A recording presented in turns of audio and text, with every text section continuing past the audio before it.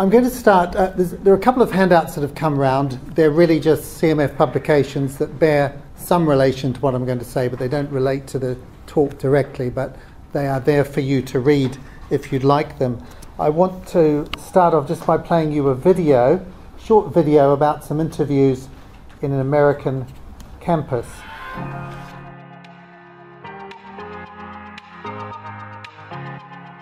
In light of all the conversation about gender and identity, we began to wonder if there's even a difference between men and women anymore. We went to Seattle University to find out. Aware of the conversation going on in Washington State right now around kind of gender identity, gender expression issues, and the ability to access facilities on those grounds? Yeah. Yeah, like, you know, there's gender neutral bathrooms in like all the dorms and stuff like that. I think that gender is fluid, so if you want to use a bathroom because that's a place and that's a space where you feel comfortable and safe in doing so, then I think that that's completely fine. I think that if whoever you think you are, if you're male or female, then that's the bathroom you should go into. I think if it doesn't really negatively affect anybody, then I think anyone should be able to choose what gender they choose to identify as. People, no matter what their gender identification is, they should be allowed to use whatever restrooms they feel like they identify with. Is there a difference in your mind between men and women? No, yes. I mean, possibly. In general, yes. But I don't know why I think that. Socially, currently, yes, there is. There is no need for that difference to exist, scientifically and logically. If you think that you're a male or if you think that you're a female, that matters more than the biological difference. There's not much difference besides what society forces onto people. And how do you know the difference between men and women?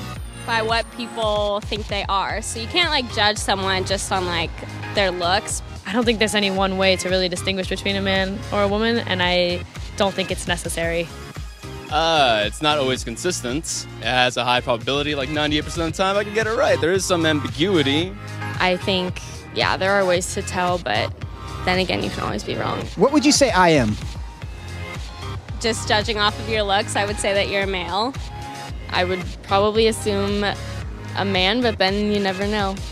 A male. Why would you say that? Based on how I look at you. Do you think that's a problem? Yeah, probably. Do you think the difference between men and women matters for any reason? No, not really. I think most sociologists agree that the concept of gender is more of a societal construct. I do think it matters somewhat, yeah. To me, no. I don't feel as if it matters to me because at the end of the day, the person is just a person. no, I don't think it should matter. And the differences on a social level are simply a product of a biased society. Then is there a reason to have those labels, male or female? I don't think so. I think that it's, again, a social construct of this binary that we're given at birth. There is kind of a difference, but at the same time, if someone wants to identify as one or both or as nothing, I also find that completely okay. And There may be nothing more self-evident in the natural universe than the fact that every animal species is divided into two halves, male and female. Yet the most intelligent of those species seems to be wrestling with whether male or female are actually real things. Have we discovered something new, or have we become too clever for our own good? Sometimes when I call a lady sir by accident, they get very offended.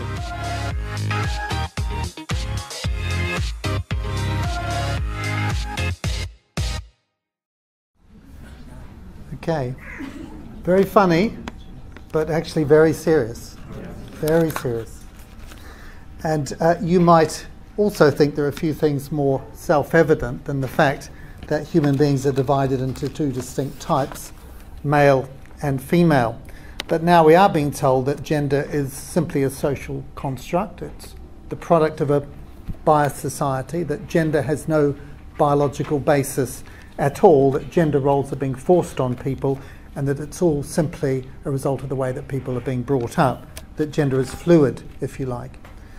And when even feminist and gay icons like Germaine Greer and Peter Tatchell get called transphobic bigots and get barred from speaking in British universities simply for expressing the view that trans women are not real women, then we know that something very significant is happening in our society. We're starting to see real pressure brought upon people to adopt a new ideology, to use a new language, to affirm the beliefs of transgender people and to participate in surgical and medical hormonal gender reassignment. Some lobby groups want these things to be legally enforced. And social media has struggled to keep up. Sorry. Can you hear me at the back? Or maybe use this one instead. Is that better, the back? Okay. So social media's struggled to keep up with the sheer pace of these changes, and when Facebook, trying to be politically correct, offered members the opportunity to specify their own gender, things got very quickly out of control when over 50 different gender types were suggested. And fearing that accommodating all the possible boxes to be ticked would impact markedly on the format of the site, they then simply opted for man, woman, or other, please specify. You might wonder what these genders were. Well, here they are, each with its own symbol, and I expect you'll recognise the two in the top left-hand corner, but nothing much else. But the real game changer for the transgender phenomenon really came when it hit celebrity culture, and I'm sure that those in older generations here will or might remember the name Bruce Jenner. Bruce won a gold medal in the decathlon at the 1976 Montreal Olympics.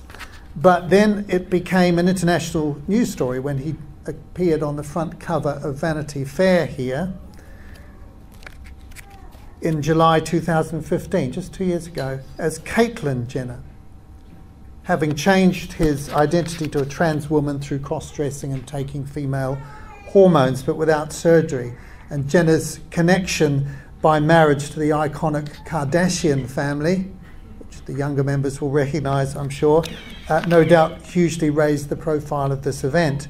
And on this side of the Atlantic, the new ideology took a huge leap forward with the launching of the film The Danish Girl, again pictured here, which was loosely inspired by the lives of two Danish painters, Lily Elbe and Gerda Wagner. And the film starred Eddie Redmayne, pictured here as Elbe, one of the first recipients of sex reassignment surgery. And in real life, Elbe died from the complications of this surgery. And Eddie Redmayne said that as a result of participating in this film, he'd changed his view on the same issue, on the whole issue, to become much more sympathetic. And over the last few years, we've seen a huge explosion in the number of people claiming transgender status. I've worked with CMF for over 25 years now, but until 2 years ago, I'd never been asked to speak on this subject. And since that time, we've been absolutely inundated with requests, especially from churches who are trying to think their way through about how to respond. And it was about 2 years ago I had a rather desperate request by email from one of our GP members, which I printed up here. I work in a GP practice near to a university in a southeast English city, which I won't name. During term time, I'm seeing on average one new gender-conflicted teenage patient every day. They all want, that's one new patient every day. They all want referral to a specialist gender dysphoria clinic in London, where many will be prescribed hormones and some may go on to have gender reassignment surgery. They're all without exception on antidepressants. What do I do? The media struggles to keep up. This BBC story is about a child called Jessica who has nightmares about growing up as a man. That's because Jessica was born male. But now, with her parents' support, is seeking puberty blockers so she can transition later to become a trans woman. And the Tavistock and Portman Clinic, which assesses largely young people with gender identity issues, has seen an exponential increase in the number of referrals over the last few years. So in the 12-month period up to March 2016, 1,419 children were referred, more than double the number seen just the year before. And most of these were actually teenagers.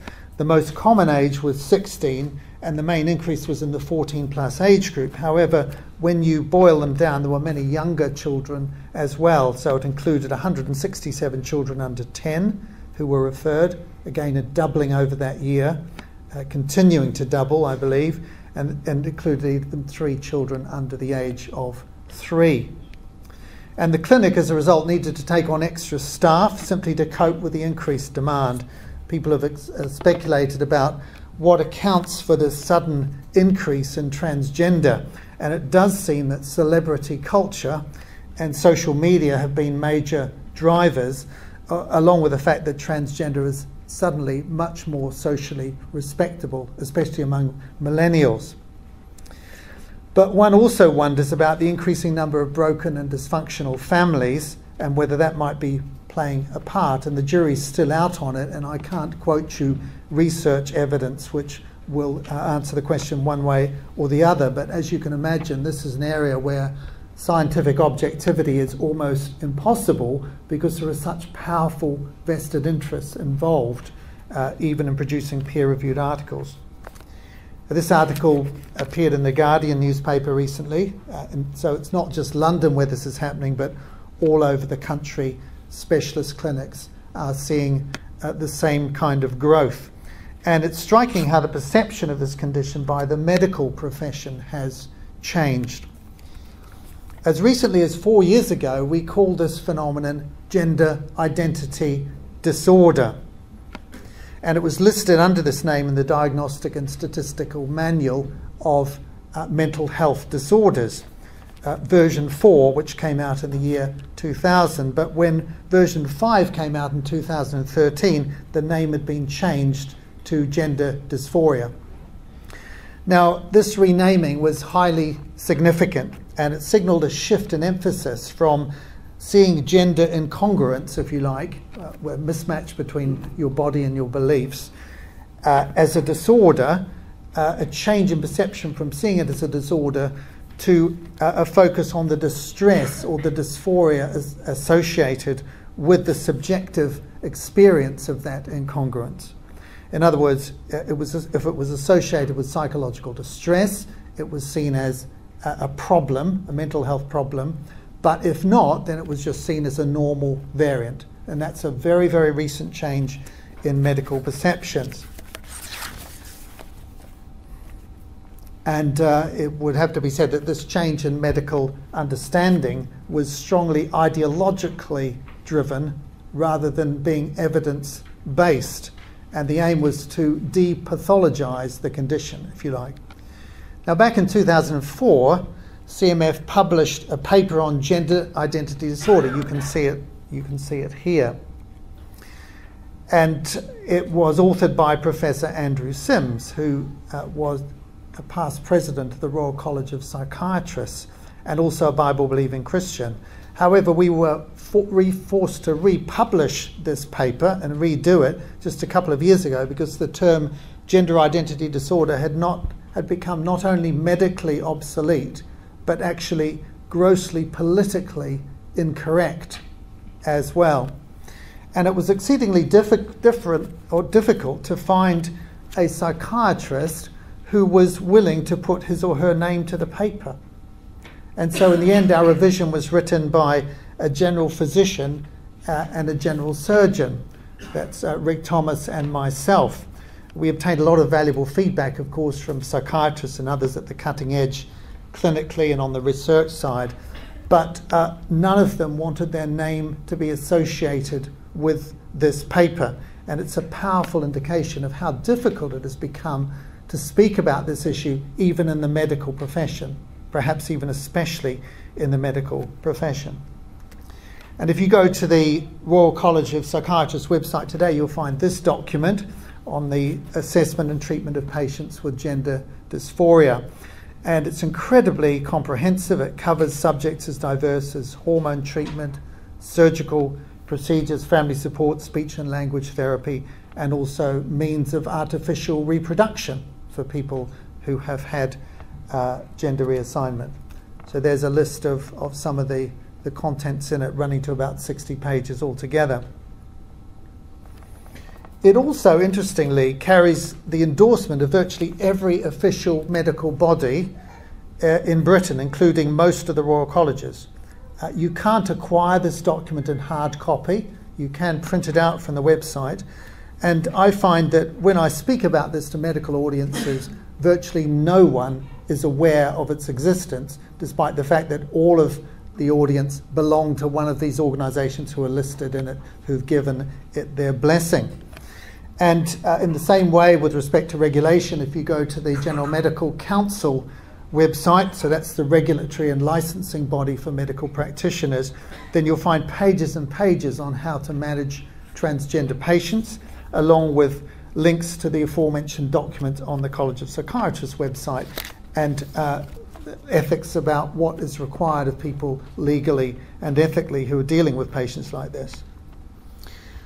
So we are now 2 years down the line from this breaking out, and we're now receiving inquiries. I had one just this week from a GP who's concerned about losing her license to practice for refusing to prescribe hormones for gender reassignment. That's how quickly things have moved at the moment.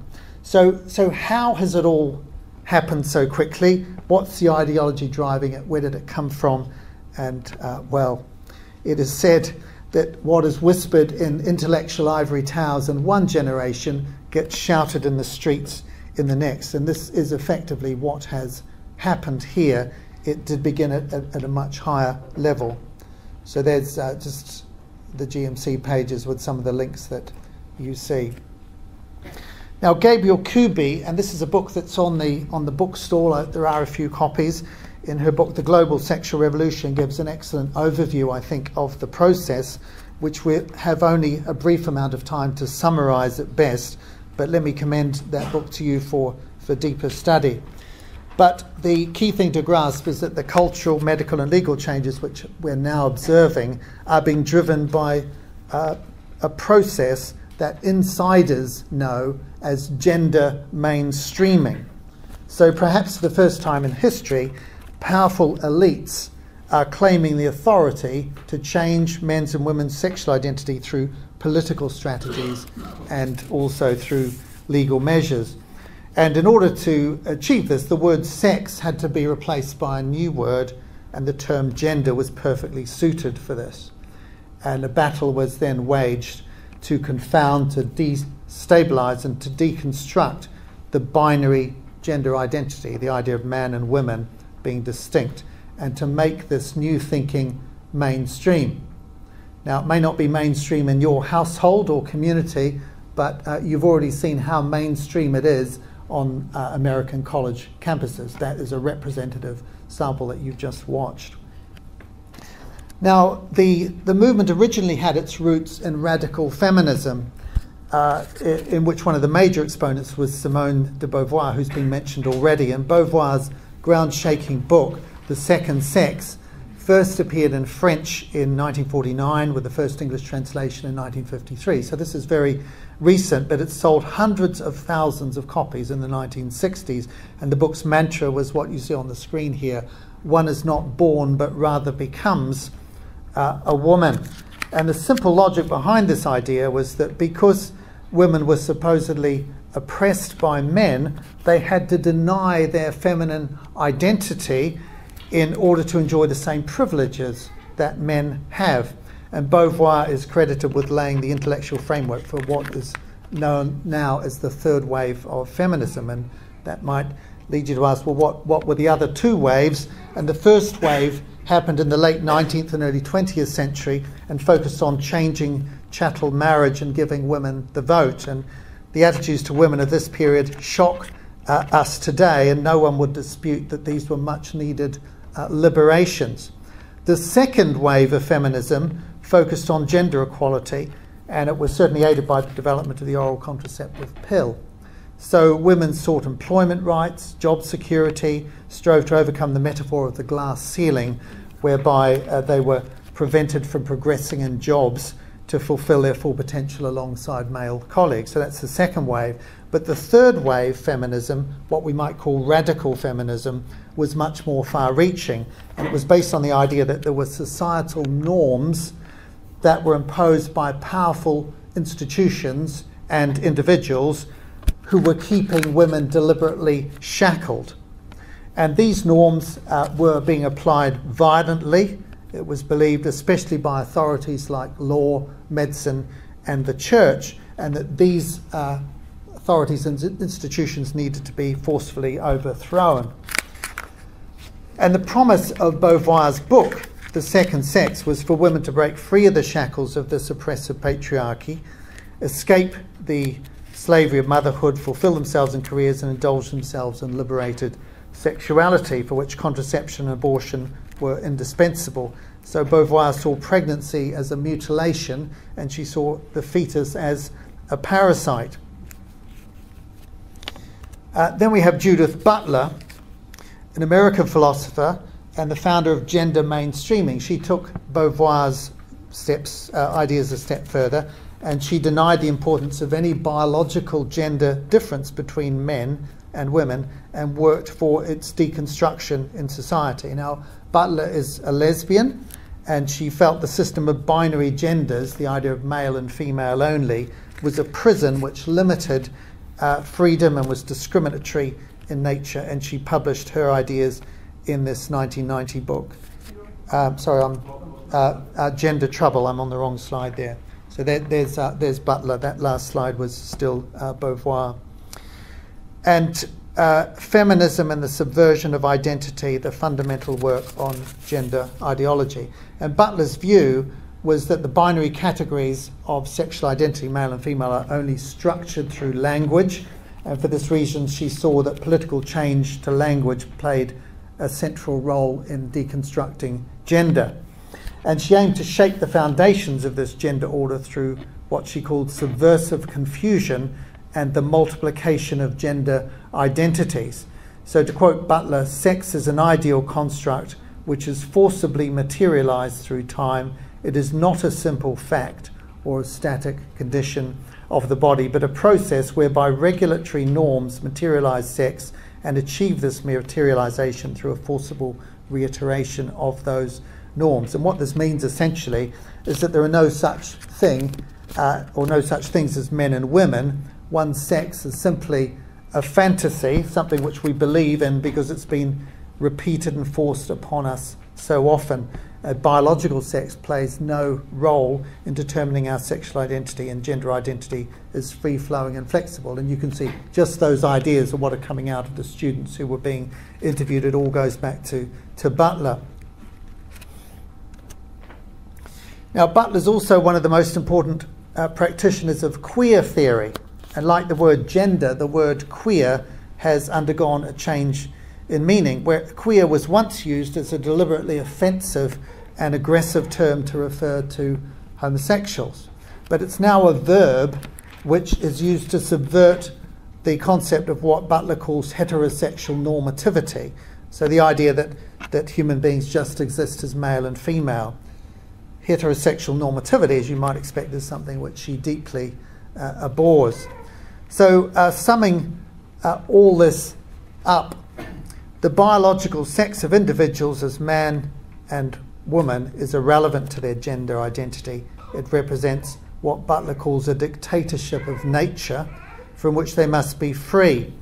And a person's sexual identity is determined by what they feel they are. So again, you saw that coming out in the little movie. It's flexible, it's changeable, it's diverse, if you like, it is fluid. So let's just recap on the key components of queer theory, because this is what you have to grasp to understand where this whole thing has come from and become mainstream.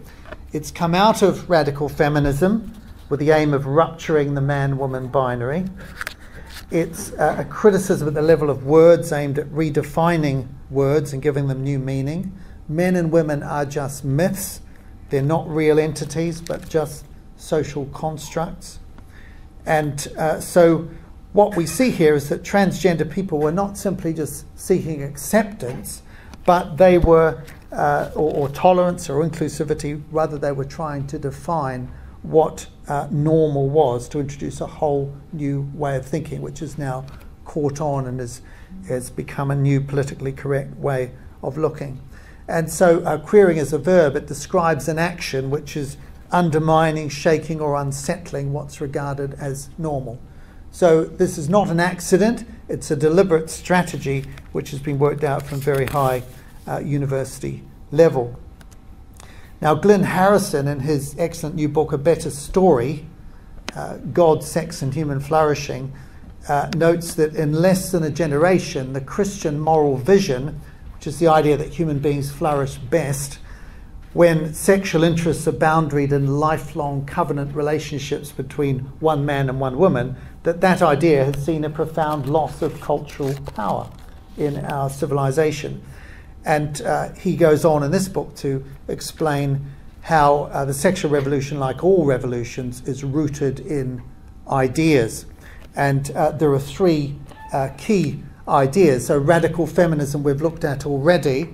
He also talks about Gnosticism as a philosophy which has been revived and is very active behind the scenes. So in the Gnostic worldview, the outer world of society and religion, and indeed the outer world of one's own body as well, are irrelevant and deceptive. What's really important is your real self, the real you, the private self. So dig deep and liberate the authentic you and become the person you want to be. So that's how Gnosticism plays into it, and then queer theory, which we've looked at as well. And Harrison goes on to suggest that this revolution in thinking is also driven by a new morality, and he references the work of the social psychologist Jonathan Haidt, who has written this fascinating book explaining why people are so divided now in their moral approaches. He says they're coming from two different perspectives.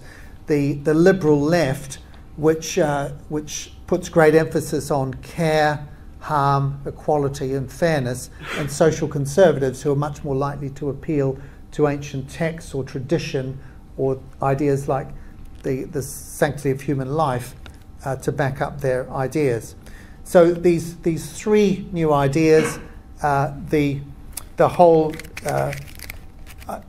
new morality, if you like, and then also the whole thing is being given extraordinary narrative power because it's been picked up by the media, by soaps, by film, by books, and by the internet, YouTube, and so on. And the younger generation, particularly millennials, are often learning a lot of what they learn from YouTube. So although they might be living in the same country, they're living in a completely different world in terms of the messages that they're getting and the things that they are going on to believe. Now, these ideas, they start in universities, they become current currency, a new generation of academics and intellectuals start believing them and living them out. They begin to start to impact on the mountains of culture, what we might call parliament, the media, law, the institutions, and ultimately the family as well. And the United Nations played a major role in popularizing these ideas. So at the first conference on women in Beijing in 1995, the word sex was replaced with the word gender. And then building on this, a few years later at Yogyakarta in Indonesia, there was a second UN-related conference which developed what we now know as the Yogyakarta Principles, 29 of them, and fundamental, central to that were the two ideas of sexual orientation and gender identity. And Yogyakarta defined gender identity in the following way. You have to listen very carefully to this. Gender identity is understood to refer to each person's deeply felt internal and individual experience of gender, which may or may not correspond with the sex assigned at birth.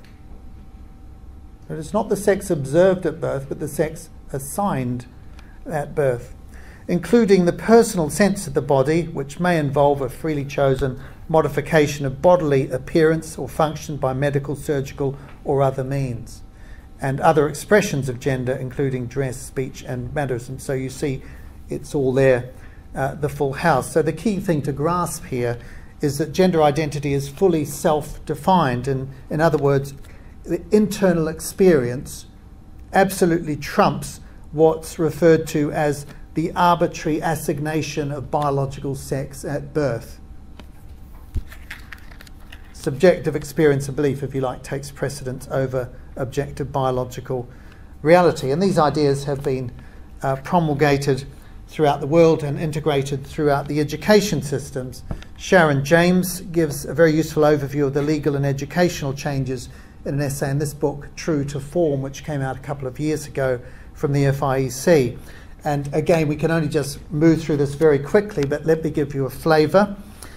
Within the United Kingdom, the Gender Recognition Act of 2004 allowed transsexual people who are over the age of 18, who'd lived in their chosen gender for at least 2 years and had a medical certificate, to be able to apply to the Gender Recognition Panel for a gender recognition certificate. And in order to do this, they didn't have to undergo hormonal or surgical treatment at all, but they did need a medical referral. And on the basis of that, they can get a new birth certificate. Well, that's been around for 13 years in Britain. And the Equality Act made it unlawful to discriminate on basis of gender reassignment, so people who'd undergone that or got that certificate. And then the Same-Sex Couples Act of 2013, which legalised same-sex marriage, made it possible for a marriage to continue following one of the partners transitioning from one gender to the other, because of course that would then be a same-sex marriage. And then in 2016 January, this document came out from the House of Commons Women and Equalities Committee. Now, it's not law yet, but it signals future direction, and they published this report. The aim was to make changing gender a very quick and simple administrative procedure, not requiring medical authorization at all, but done solely on grounds of self-declaration. So the person says what gender they want to be, and they wanted then to make not gender reassignment the protected characteristic under the Equality Act, but actually gender identity itself. And there are moves to do that. There are private members' bills in Parliament at the moment which haven't yet passed.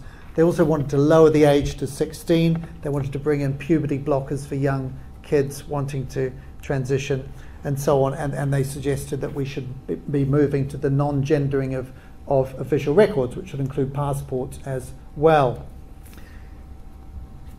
Now, none of this has become law yet, but what you'll be grasping from this talk is that one of the key things here is that people are so intimidated by all this, and they don't know how to talk out against it. And what we're seeing in Parliament is very, very few, if any, MPs who are willing to put their heads above the parapet and challenge these new ideas, which doesn't bode well for the future.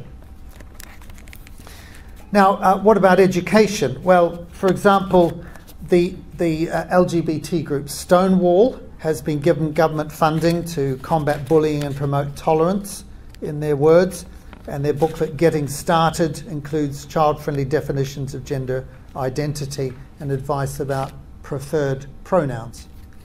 The Department of Health funded a book in 2007 which simply assumed gender identity theory, titled A Guide for Young Trans People in the UK, and it told them that sex was between the legs and gender between the ears.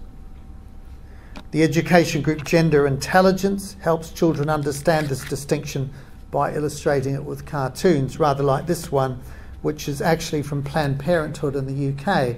But the idea is that there are 3 different centres in your body. One's for your sex, one's for your sexual orientation, and the other one is for your gender identity. And there's no one pattern that has to be followed in any particular body, so they could be all over the place.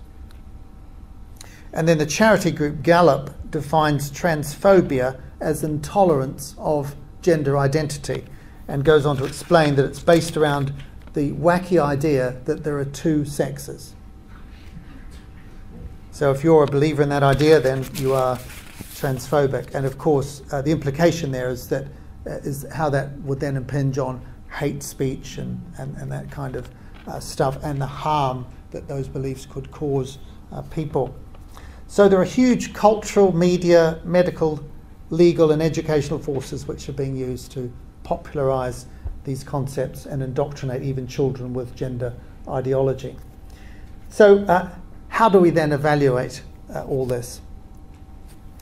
Well, we need to know our medicine. We need to know the terms and what they mean. So biological sex determined by physical things, gender, the psychological, social and cultural aspects of being male or female, but gender identity, what your experience is of what you actually are. And I want to just touch very briefly on what I think are a number of the false claims of gender identity which can be challenged. That transgender is very common, that it's biologically fixed and determined gender, that male and female are social constructs, that some women have male brains, that transgender is not a mental health issue. I'm saying that all of these things are myths that actually aren't backed by the evidence. That gender reassignment helps mental health, I'm saying, is also a myth. That intersex is a form of transgender, that transgender is unchangeable, that people need gender reassignment procedures, and so on. Now, our time is limited, but we'll get through as many of these as we can. So first, the idea that gender dysphoria, transgender is very common, and the Commons Committee, we're talking about 650,000 people in the UK, that's 1 in every 100. In actual fact, that doesn't square with the medical literature at all, which gives figures of 1 in 10,000 or 1 in 30,000. So we're being sold a pup to some degree there. Secondly, that gender identity is something that is biologically fixed. Well, actually, we do not know what leads a person to have gender dysphoria. We know it's one of these things where probably nature and nurture, biology and upbringing both play a part, and that personal choice may have a part to play as well. So it's a little bit like the homosexuality debate, where we've been told that sexual orientation is something that is both biologically fixed and determined, and yet that is not supported by the peer-reviewed literature on the issue. The third myth, that male and female are social constructs. Well, I think that's where you were laughing the film, because we know that sex is not a social construct at all. It's determined by your chromosomes, your hormones, your gonads, and your genital sex. You can read the words there, but we all know this stuff. These are biological realities. So sex is not a social construct, it's a biological reality. You may choose to live in denial of that reality, but nonetheless, it's self-evident. The idea that men's and women's brains are different. Now, this is an interesting one, but we know that right from the very early stages that little boys and little girls are different in not just their appearance, but also in their behavior to some extent, because there is some overlap as well. And people have tried to explain this and have argued that different parts of the brain are better developed in men than in women. And you can imagine there's a lot of debate about that. But actually, more seriously, when we look at the connections within the brain, you've got a male brain on the left. You know it's male because it's blue, and the female brain's on the right. And there are much more front to back, what we call parasagittal connections in men, and much more crisscross connections in women, which perhaps accounts for the reason that women are generally better at multitasking, more intuitive, men are more analytical, and so on. Which of course doesn't mean that a woman can't become a very capable professor of physics, and it doesn't mean that there might be a man who's capable of finding a pint of milk in the fridge, for example. But there are differences between male and female brains. So females score higher on emotional recognition tests, social sensitivity, language, and so on. And yet this is a matter of overlapping normal distribution curves. So we all know there are little girls who are very good at climbing trees, and there are boys who prefer to play with dolls, but it doesn't mean that they're the opposite sex. It just means that they're in that part of the normal distribution curve that overlaps.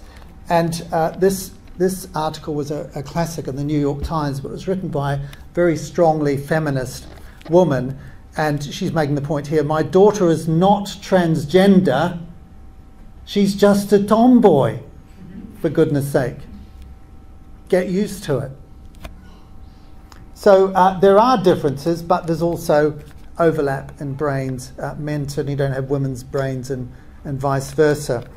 This is well worth getting or being aware of in the New Atlantis on sexuality and gender, and they look at research from a whole lot of different areas and come up with some very interesting conclusions. But all the peer-reviewed stuff that you'd want is in there, and the bottom line is this: the hypothesis that gender identity is an innate fixed property of human beings that's independent of biological sex, that a person might be a man trapped in a woman's body or a woman trapped in a man's body, is not supported by the scientific evidence.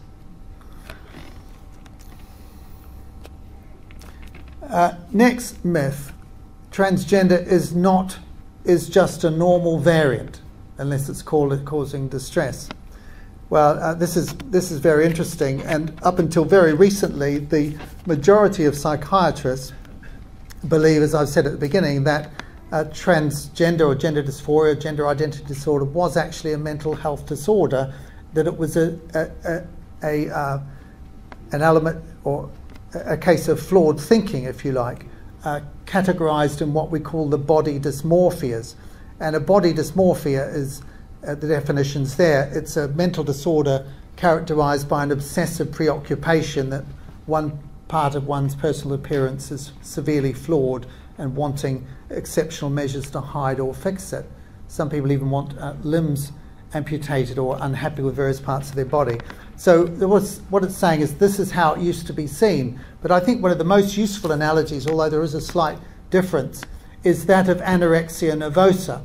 Now you think about that: a young woman who has a strong, unshakable belief that she's overweight, and so she's dieting, but it's patently obvious looking at her that she is not overweight, right?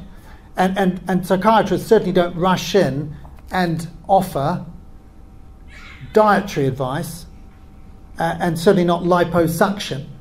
That would be grossly abusive. So you don't go along with the belief that the person has, which is actually not objectively correct. It's an unshakable false belief. And this is how psychiatrists used to think about this, and this is how quite a lot of us still think about it, although it's very difficult to say that now. So, what is gender dysphoria? Now, and that brings you into the whole question of how you actually manage it, because until you understand what it is, you can't think and talk about the best way to manage it. And the fundamental question is this: if you get nothing else from today, get this. If a person has incongruence between their body and their identity, then you can go one of two ways with that. You could say that it's the body that's the problem, or you could say that it's the belief that's the problem. Do you see what I'm saying? So do we help them to be reconciled to their body, or do we change their body to fit their beliefs? And that is the fundamental problem that we're facing here. And the medical profession's changed its view on this in the last 10 years.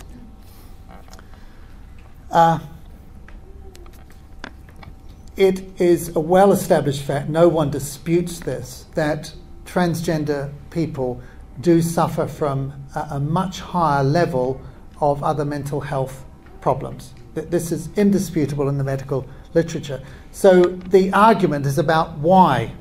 And as you can imagine, there are different narratives. There are some who say, well, it's because perhaps gender dysphoria is a mental health problem in itself that is therefore associated with these things.